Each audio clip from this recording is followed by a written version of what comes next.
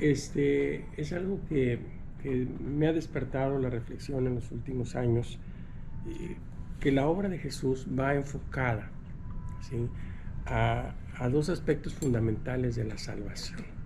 La salvación es ser librados, es ser guardados, ¿sí?, es ser protegidos, y finalmente la salvación en términos ya sustanciales es llegar hasta la vida eterna, ¿sí? La salvación de Dios entraña el que nosotros podamos tener una vida que trasciende, una vida que trasciende en lo temporal en cuanto a nuestras relaciones públicas, y una vida que trasciende en lo eterno, o llega hasta la eternidad misma. Una vez que Jesús viene a ser parte de nuestra vida, una vez que nosotros recibimos a Jesús como el Señor, como el Salvador que vino para morir por nosotros, desde ese momento empezamos a tener vida, pero es una vida que trasciende, donde lo que vivimos en la realidad puede tener trascendencia eterna, pero también lo que nos espera hacia adelante es que ya no hay muerte para nosotros, ¿sí?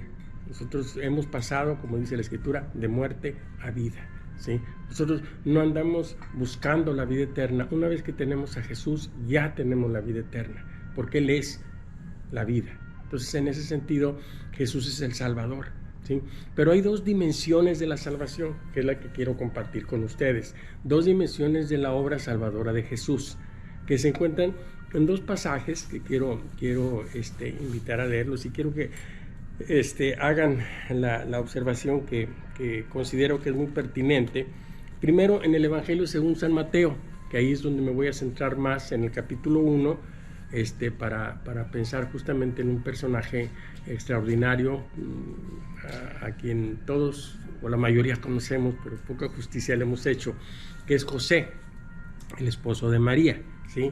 En el capítulo 1 vemos un conflicto que tuvo José, ¿sí?, en su vida, que pues de alguna manera nos deja algunas lecciones extraordinarias. Capítulo 1 dice, del versículo 18, ¿sí?, al 21, ¿sí?, si me siguen con la lectura, dice: el nacimiento de Jesucristo fue así.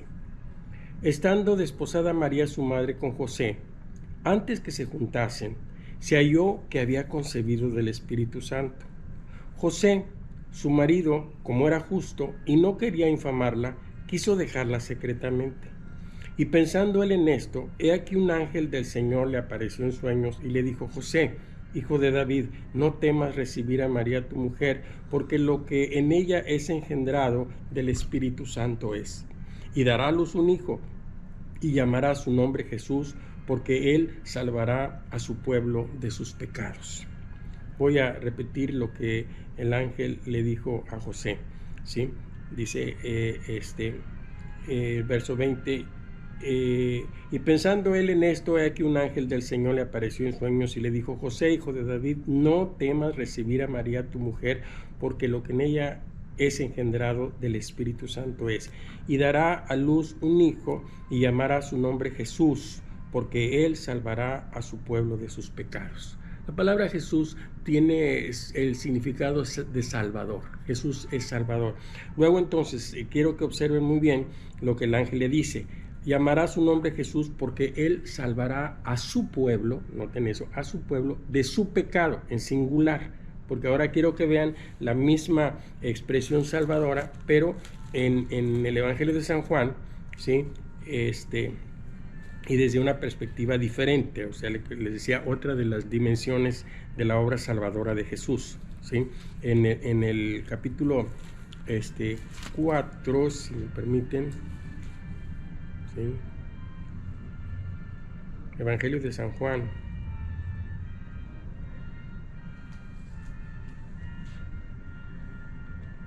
¿sí?, Evangelio Santo de San Juan, permítanme un minuto.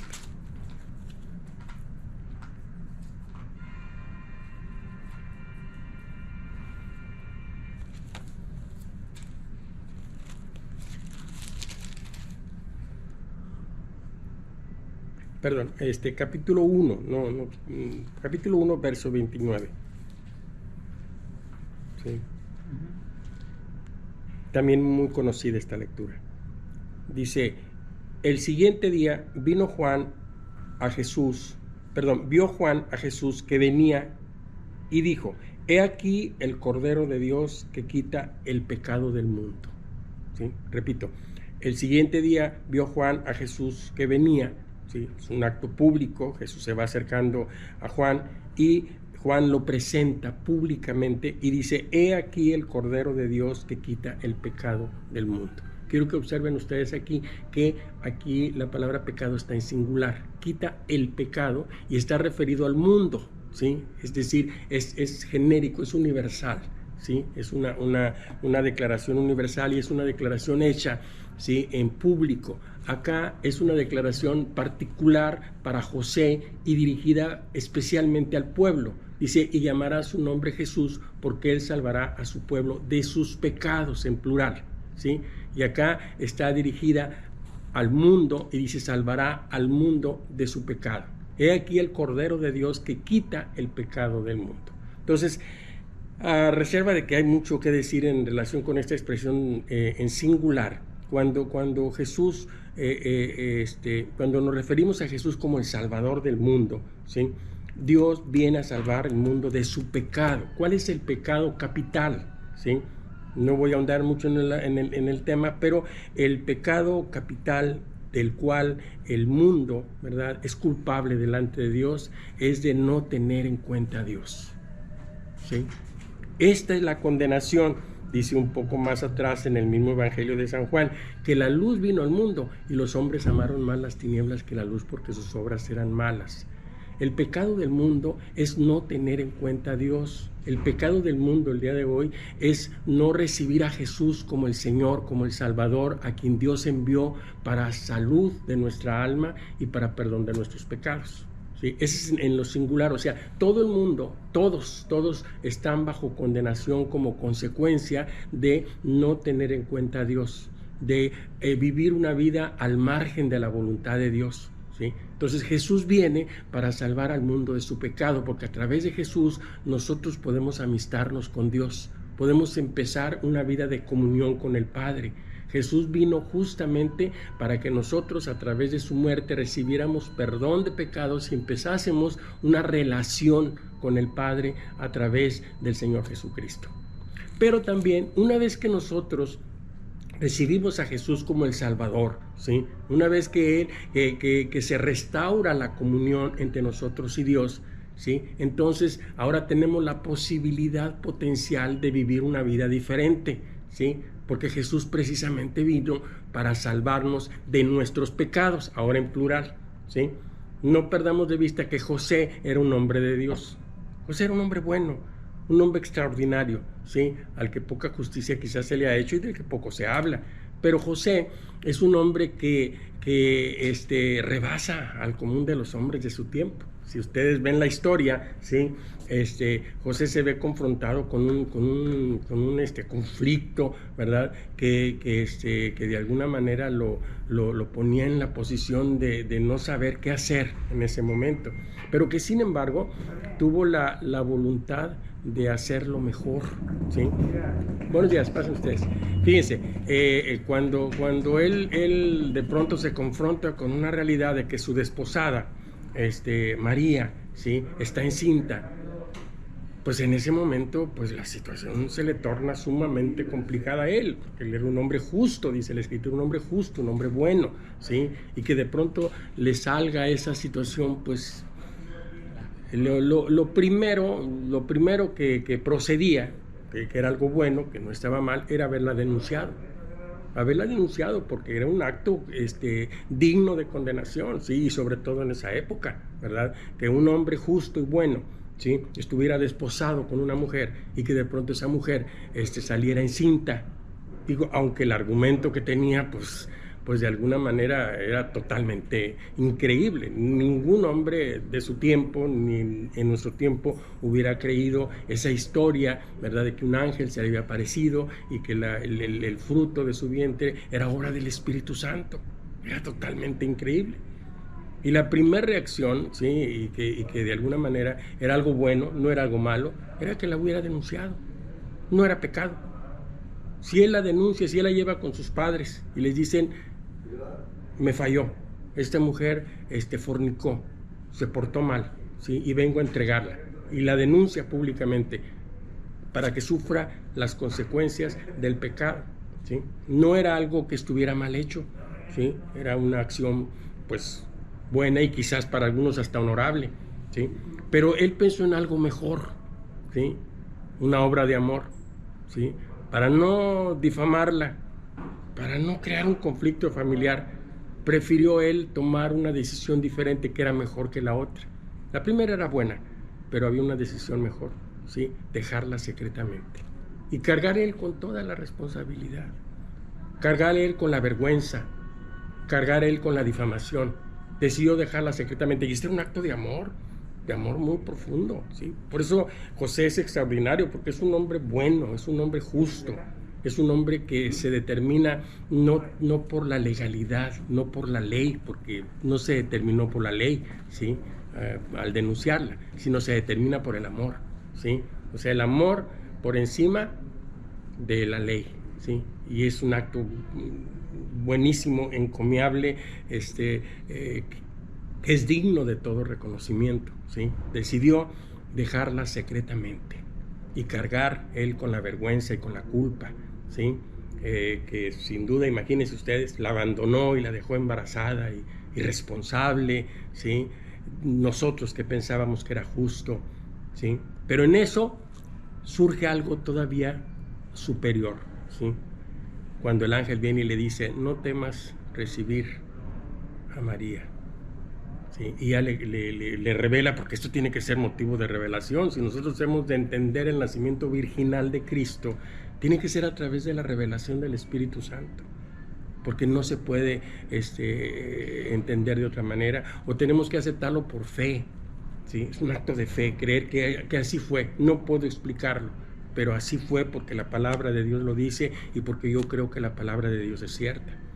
Pero aquí, aparte de la palabra de Dios, viene un ángel y le revela, le muestra a José, ¿sí? Lo que pudiéramos llamar el camino aún más excelente. O sea, lo bueno, lo mejor y lo excelente, pudiéramos decir, ¿sí? José entonces le dice el ángel, no temas recibir a María por mujer. Entonces, aquí le dice después el ángel, y tendrá un hijo y le llamarás Jesús, porque él salvará a su pueblo de sus pecados, ¿sí?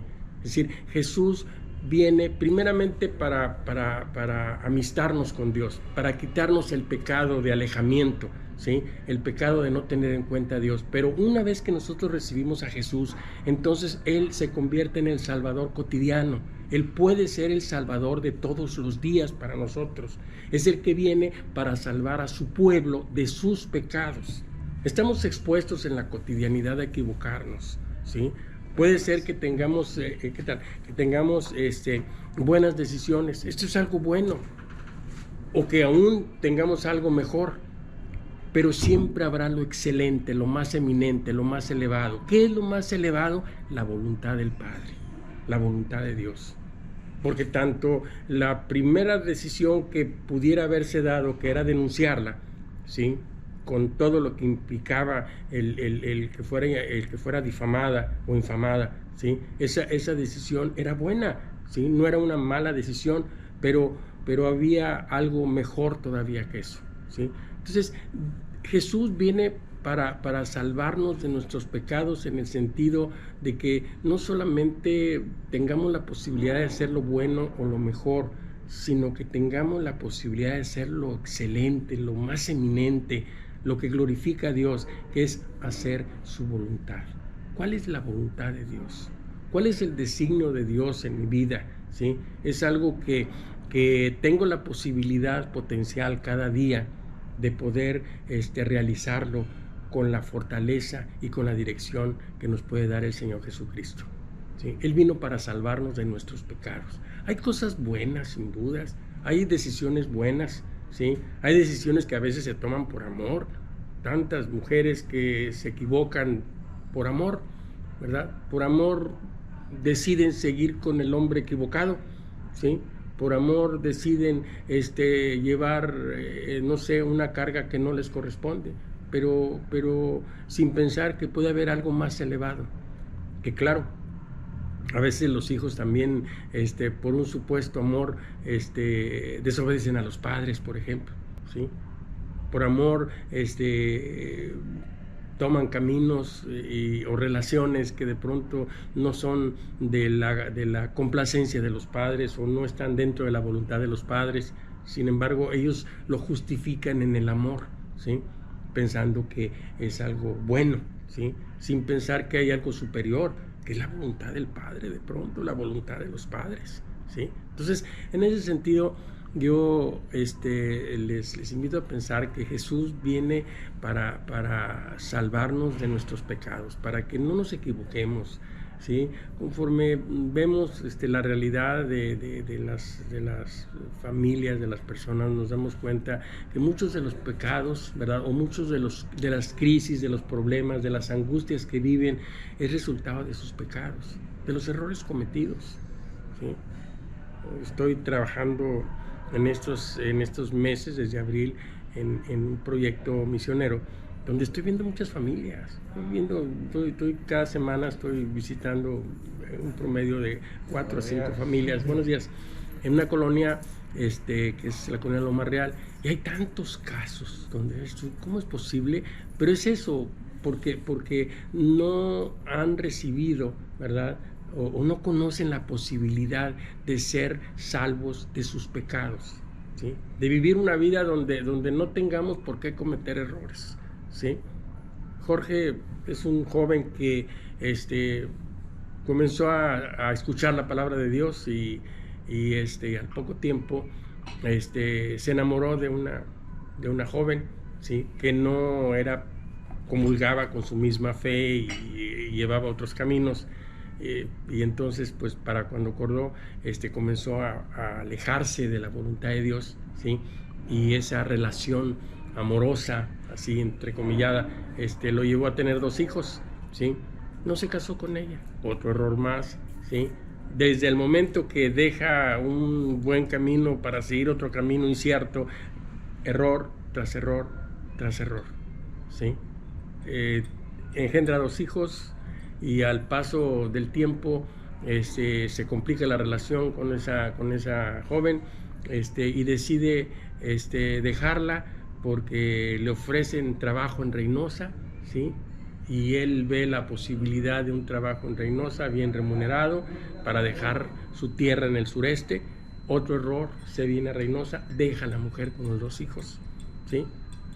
Llega a Reynosa y empieza a trabajar muy bien, aparentemente qué buena decisión, ¿no? ¿Sí? Un buen trabajo, un buen sueldo, ¿sí? Y de pronto también le ofrecen una casa de interés social, y también pues saca la casa de interés social. Pues las cosas van aparentemente una decisión tras otra, aparentemente buenas, pero son error tras error tras error, ¿sí? Ya tiene casa ahora aquí en Reynosa, tiene un buen trabajo en la maquiladora. Al paso del tiempo se enamora de una joven compañera de trabajo, como suele suceder, y en el enamoramiento, sin pensar los errores que dejó allá, ¿sí? Se casa con ella. Se casa con ella aquí y empiezan a vivir juntos, muy contentos, pero la mujer que dejó en el sureste se entera que se casó acá en Reynosa, le mete una demanda civil, y de pronto un día de pago revisa su cheque y resulta que trae un 40% menos de sueldo. 40% menos. Y no solamente eso, ahora después la mujer con la que se casó, pues ahora pues 40% que le quitan de la pensión, el porcentaje que le quitan de la casa que sacó, ¿sí? Pues ya no le quedó nada. Y entonces decide dejarlo y divorciarse de él, ¿sí? Y ahora ya está el pobre. Y le digo, ¿y ahora? Quiere regresar al camino, ¿sí? Pero ¿cómo deshacer todos esos errores que se vienen arrastrando, ¿sí? Por no, ¿verdad?, reconocer que Jesús está para librarnos de nuestros pecados. Y así como esos, hay muchos casos, algunos menos problemáticos, otros con mayores problemas, pero que de pronto hemos batallado mucho con Jorge todos estos meses. Finalmente ya no quería... y luego después de que cuando se da cuenta que le quitan el 40%, renuncia al trabajo, enojado. Y ahora se pasó como 2-3 meses que fue cuando lo encontramos nosotros. Así lo encontramos, en esa situación, ¿sí? Llegué yo a su casa una tarde, solo ahí, y pues comencé a platicar con él, y ya me comenzó a contar y se puso a llorar, y que pues ya empezamos a tratar con él y a tratar de orientarlo y ayudarlo, aconsejarlo. Y la verdad es que es complicado. ¿Por qué? Porque es una serie de errores que se fueron cometiendo desde el principio por no tener a Jesús como Salvador de sus pecados. Jesús está para librarnos de nuestros pecados, para que no hagamos cosas que nos parecen justas de pronto, como lo hacía José en su momento, o cosas que nos parecen buenas porque tienen algún sustento en el amor, ¿verdad? O justificamos con el amor, sino para hacer la voluntad de Dios. La voluntad de Dios. ¿Qué es lo que Dios espera? ¿Qué es lo que Dios quiere que hagamos? Tal vez desde aquel tiempo, Jorge, la voluntad de Dios era no tener relación con esa mujer, no relacionarse, no era la mujer indicada. Pero ¿cuántos cometen el error de relacionarse con el hombre o con la mujer equivocada porque no están siendo dirigidos por la voluntad de Dios?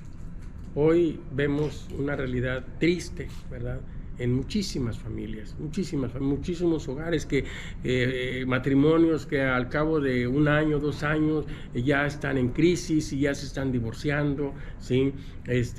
Jóvenes que ni siquiera llegan al matrimonio y están viviendo juntos, hijos que de pronto quedan en el abandono. Allá donde andamos, la gran mayoría de las familias está la pareja. Ya ahorita ya no hablamos de matrimonio, hablamos de pareja. A mí hasta me da pena decir, bueno, aquí nos acompaña un matrimonio o una pareja, ¿sí?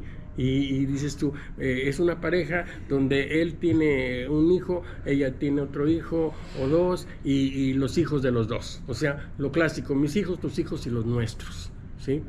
Esas realidades que son producto de los errores, ¿verdad?, que se cometen en la vida, porque no está Jesús para librarlos de sus pecados. Jesús vino primeramente para amistarnos con Dios, para que tuviésemos comunión con Dios, pero esa comunión con Dios entraña e implica que tengamos la posibilidad de ser salvos de nuestros pecados. Jesús vino para salvar a su pueblo o a sus hijos de sus pecados. Una vez que nosotros recibimos a Jesús y que nos convertimos en sus hijos, tenemos la posibilidad de ser salvos de nuestros pecados, de no cometer errores. No cometer errores en el trato con mis hijos, con mis nietos, con mis vecinos, con mis compañeros. Estamos expuestos continuamente a enfrentar situaciones en que es muy importante tener la dirección de Dios y movernos en la voluntad de Dios. En la cotidianidad, Jesús está para salvarnos de nuestros pecados en la cotidianidad. Un ejemplo muy simple. Tengo que decirle algo a mi esposa, por ejemplo, o a mi hijo, tengo que llamarle la atención porque algo está saliéndose de lo que corresponde a las reglas o al orden que tenemos establecido. El asunto es cómo se lo voy a decir, cuándo se lo voy a decir, con qué palabras se lo voy a decir, delante de quién se lo voy a decir. Una serie de factores que de pronto, si no estamos dirigidos por Dios, si no estamos bajo la voluntad de Dios, ¿sí?, podemos cometer un grave error. Sí, era muy necesario que hablaras, pero ¿qué palabras utilizaste?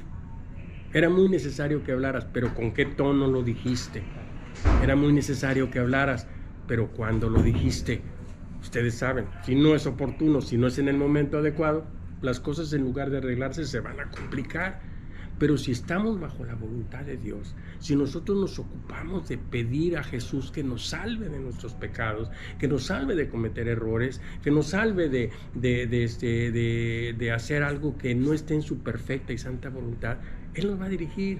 Y va a llegar el momento donde este es el momento adecuado, propicio para hablar, ¿sí? Y nos va a guiar para tener el estado de ánimo adecuado, ¿sí?, para que el tono y la manera en que lo hagamos, ¿sí?, esté en una actitud, ¿verdad?, de autoridad, pero bajo la dirección de Dios. Y las cosas van a salir bien. O de pronto, como suele suceder también, ya no necesitamos hablar, porque Dios se encargó del asunto. Porque el Espíritu de Dios obró en la vida de nuestro hijo, de nuestra esposa, de nuestro amigo, de nuestro empleado. De manera que de pronto vemos que la situación se arregló, se cambió, ¿sí? Porque hubo una intervención divina, porque Dios interviene. Entonces, queridos, les animo muchísimo a experimentar a Jesús como Salvador cotidiano, ¿sí? Pero es algo que tenemos que procurar a través de las oraciones, de la búsqueda. No perder de vista que José era un hombre íntegro, un hombre que era santo, ¿sí? Un hombre que procuraba, ¿verdad?, hacer lo mejor y determinarse por el amor a Dios, ¿verdad?, por el amor a la familia, ¿sí? Entonces Dios no lo dejó solo. Dios estuvo en el momento para que no cometiera un error, ¿sí? Hubiera sido un error fatal el denunciarla, o hubiera sido un error fatal el dejarla secretamente, ¿sí? Porque no era la voluntad de Dios. Entonces, en estos días quizás y en ese tiempo tenemos la posibilidad. Ustedes conocen a Jesús, entonces tenemos la posibilidad de experimentar a Jesús como el Salvador cotidiano, como el Salvador que nos libra de nuestros pecados, como el Salvador que nos va guiando. ¿Qué es lo que hay que hacer? ¿Sí? Me encontré en una crisis, y les cuento esto como testimonios de la cotidianidad. Me encontré en una crisis allá en la colonia, estoy haciendo el trabajo misionero. Llegué y no encontré el matrimonio que iba a ver. Iba nomás por un matrimonio, son 15 kilómetros de mi casa hasta allá, ¿sí? Y nomás tengo una hora y cuarto para estar ahí, y para regresar 1 hora y media más o menos para todo. Llego y no lo encuentro. Y pues, ¿y ahora qué hago? Me vine desde allá. Pues habíamos quedado de que nos veíamos, pero pues ellos agarraron su propio camino. Y ya me venía yo frustrado, de regreso, pero el Espíritu de Dios te muestra algo. Y busca a alguien más. Pues ¿a quién voy a buscar? ¿Con quién voy? Y pues saca la base de datos. Saqué la base de datos, el teléfono ahí traemos, porque hicimos un trabajo previo de visita y conocemos cerca de 100 familias, ¿sí?, de las cuales hemos podido interactuar ahorita con unas 25, 30, nos quedan muchas, sí, todavía, de abril acá, y encuentro Ucrania 120, José Martínez. Bueno, pues Ucrania 120, ya me voy a buscar la calle Ucrania, llego al 120, toco ahí la reja, y sale un hombre grande, mayor, José Martínez, don José Martínez. Dijo, aquí no vive, es el señor, pero bromeando, ¿no?, el hombre. Y pues se dio una relación muy cordial, ¿sí?, con don José, ¿sí?, que en ese momento pues ya salió, platicamos, le pude dar el mensaje, ¿verdad?, de salvación. Oré por él, por sus necesidades, ¿sí?, y se abrió la puerta. Sí, se abrió la puerta, ya quedamos de vernos la semana siguiente. La semana siguiente no solamente estaba don José Martínez, sino que ya se dio la oportunidad de ver a otro señor que es José Guadalupe Constantino, y de ver otro caso gravísimo de un señor, don Ricardo, y tuve con los tres ya. Ya fueron tres, o sea, tres casas diferentes que surgieron. Don Ricardo es un hombre que es una tristeza, que solamente Dios puede levantarlo y salvarlo y darle otra vez vida, porque le acaban de cortar la segunda pierna. Había sido un hombre de dinero, bien posicionado, pero pues, finalmente quedó en la ruina, ¿sí? La amargura, la tristeza, el dolor. Pero bueno, les cuento esto como el Señor nos libra, porque hubiera sido un pecado, un error. Hay que ver el pecado como un error, no como algo así malvado, perverso. No, los errores de la cotidianidad, ¿sí? O sea, yo podía haberme regresado, ya cumplí con mi misión, vine, no estaban, estoy de regreso a mi casa, ¿sí?, o a mis asuntos, ¿verdad? Y no hay ningún problema. Pero había algo más elevado, más eminente, ¿sí?, que pues, cuando yo salgo de ahí, salgo como fortalecido, ¿verdad?, porque percibes la dirección de Dios, percibes su voz. Y esas son las experiencias, hermanos, que quiero que ustedes yo sé que las han tenido en algún momento, pero que se cultiven en la cotidianidad, ¿sí? Pedir a Dios, ¿sí? Pedir a Dios, hacer oraciones cada día, cada mañana, para que el Señor Jesús nos salve de nuestros pecados, que Él haga su voluntad, donde lo más eminente es que su voluntad buena, agradable y perfecta pueda cumplirse en nuestra vida, en todas las actividades cotidianas, porque Jesús es el Señor de la realidad cotidiana. Jesús no solamente es para salvarnos en el sentido de lo trascendente y de lo eterno. Jesús está para librarnos de nuestros pecados en el día a día, ¿sí? En la relación cotidiana que tenemos con todos los que nos rodean.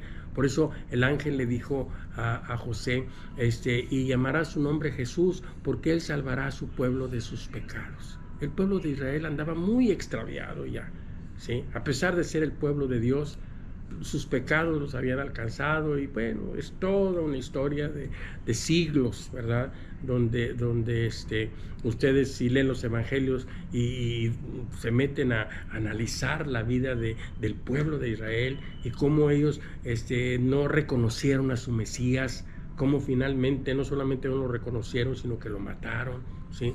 O sea, habla precisamente de la realidad de confusión, de extravío que vivía la nación. Por eso Jesús vino con su pueblo para salvarlos de sus pecados, ¿sí? De manera que nosotros somos su pueblo. Desde que recibimos a Jesús venimos a formar parte. La iglesia es parte, ¿sí?, del pueblo amado de Dios. Pero también Jesús está para salvarnos de los pecados de la cotidianidad. De manera que no solamente nos contentemos con hacer lo bueno o lo que es justo, o hacer lo mejor que esté determinado por el amor, sino que tengamos como preferencia y complacencia hacer la voluntad de Dios. Lo más eminente siempre será la voluntad del Padre.